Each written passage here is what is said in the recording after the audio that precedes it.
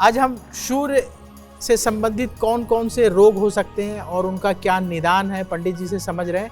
पंडित जी, अगर किसी को तपेदिक की समस्या हो तो वो लोग कैसे जानेंगे कि ये सूर्य की वजह से है और उन्हें क्या करना चाहिए, किन बातों का ध्यान रखना चाहिए? तपेदिक का मतलब होता है ट्यूबरक्लोसिस, जिसको आम बोलचाल की भाषा में हम टीबी भी कहते हैं।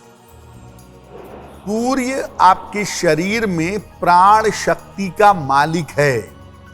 आपके शरीर में जीवन की ऊर्जा कितनी है, रोग प्रतिरोधक क्षमता कितनी है, आपका शरीर अंदर से कितना मजबूत है, ये सूर्य बताता है।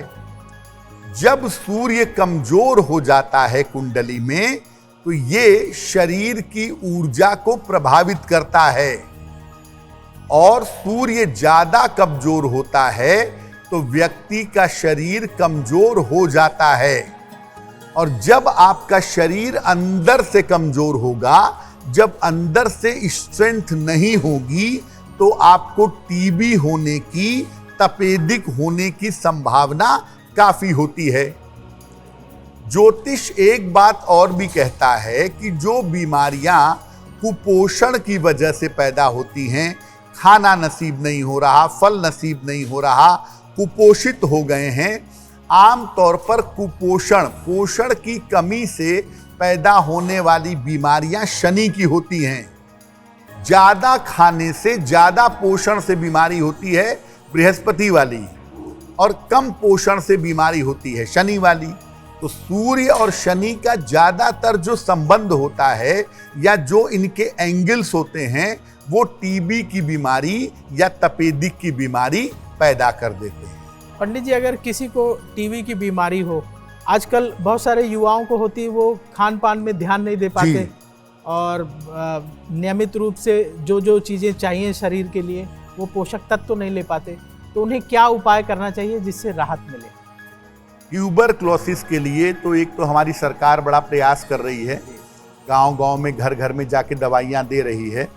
तो जो आपका चिकित्सक कहता है, जो आपका डॉक्टर कहता है, उसकी बात मानिए और जो वो दवाइयाँ देता है उस कोर्स को पूरा करिए, वो आपके लिए बहुत ज़रूरी है। और कुछ उपाय ज्योतिष के भी कर लीजिए। इस समस्या से बचने के लिए सूर्य को जल का दान करिए। रोज सुबह 1 लोटा जल सूर्य देव को अर्पित करिए। अपने आहार में, अपने भोजन में अनार का और सेब का प्रयोग जरूर करिए।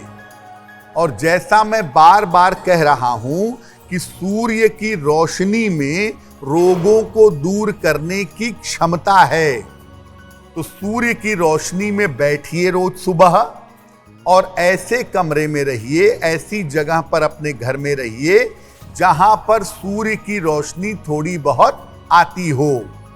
सूर्य की रोशनी के संपर्क में आने मात्र से हड्डियों की, हृदय की, ट्यूबरक्लोसिस की समस्या से जल्दी छुटकारा मिल सकता है। आज के कार्यक्रम से एक बात हम सबको समझ में आई पंडित जी की हमें ज़्यादा से ज़्यादा समय सूर्य की रोशनी में बिताना चाहिए। इससे बहुत सारे रोग परेशान नहीं करेंगे। और आप कुछ कह रहे थे? प्रवीण जी, देखिए होता क्या है कि अब चूंकि फ्लैट सिस्टम आ गया है, तो फ्लैट ऐसे बनते हैं जिसमें रोशनी नहीं आती है। और आप देखिए उसी क्रम में छोटे छोटे बच्चों में भी विटामिन डी की कमी हो गई है, या छोटे छोटे बच्चे ज़्यादा बीमार पड़ते हैं, या हमारे घरों में बीमारियों की संभावनाएं ज़्यादा हैं।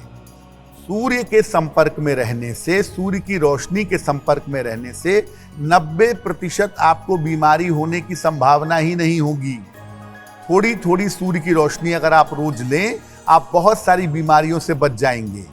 और छोटी मोटी जो बीमारियां होती हैं वो चिकित्सक आपका ठीक कर देगा। तो सूर्य की रोशनी के बिना आप जीवन में न तो स्वस्थ रह पाएंगे, न प्रसन्न रह पाएंगे, और न जीवन में उन्नति कर पाएंगे। आज हम चर्चा कर रहे हैं कि सूर्य की वजह से कौन कौन से रोग हो सकते हैं अगर कुंडली में सूर्य कमजोर है, और आपको क्या उपाय करना चाहिए। पंडित जी, बहुत सारे लोग अपनी कुंडली देख करके बहुत सारी चीज़ें समझने लगे हैं, या जब कुंडली दिखाने आते हैं तो पूछते हैं कि हमारा कौन सा ग्रह मजबूत है, कौन सा ग्रह कमजोर है। तो सूर्य को कहा जाता है कि मेष में उच्च का है, तुला में जो है नीच का है, कमजोर है। तो लोगों के दिमाग में ये आ रहा कि जिनकी कुंडली में तुला राशि में सूर्य कमजोर है तो क्या उनको इस तरह की बीमारियां परेशान कर सकती हैं? देखिए, सूर्य तुला में होगा तो नीच राशि का होगा, ये बात सही है। और सूर्य अगर नीच राशि में होंगे तो सूर्य से संबंधित रोगों के होने की संभावना बढ़ जाएगी। लेकिन अगर तुला राशि उपचय स्थान में है, 3, 6, 10, 11 में तुला राशि है और वहां सूर्य बैठा है तो मामला उतना ज्यादा नकारात्मक नहीं है। लेकिन अगर कुंडली में सूर्य अष्टम भाव में चला गया है, बहुत ही बुरा है। अष्टम भाव का सूर्य आयु के लिए, स्वास्थ्य के लिए बाधा देता है। और इसके अलावा अनुभव में ये भी देखा गया है कि सूर्य चतुर्थ भाव में बहुत कमजोर होता है, क्योंकि चतुर्थ भाव मध्य रात्रि का समय है और वहां भी अगर सूर्य बैठा होगा तो रोग देगा। तुला में सूर्य रोग देता है, ये बात सही है, लेकिन बहुत सारी स्थितियों में सूर्य तुला में होके बड़े सारे फायदे भी पहुंचाता है। जिन लोगों का सूर्य तुला का होता है, ऐसे लोग कभी कभी बड़े आर्टिस्टिकल, बड़े कलात्मक, बड़ा अच्छा लिखने पढ़ने वाले, बड़ा अच्छा बोलने वाले ऐसे भी हो जाते हैं। तो तुला का सूर्य हमेशा नकारात्मक है, ये विचार मन में मत लाइए। एस्ट्रो तक ऐप पर आपको मिलेगा भविष्य से जुड़े हर सवाल का जवाब। डाउनलोड कीजिए एस्ट्रो तक ऐप और चुटकी में जुड़िए इंडिया के बेस्ट एस्ट्रोलॉजर से।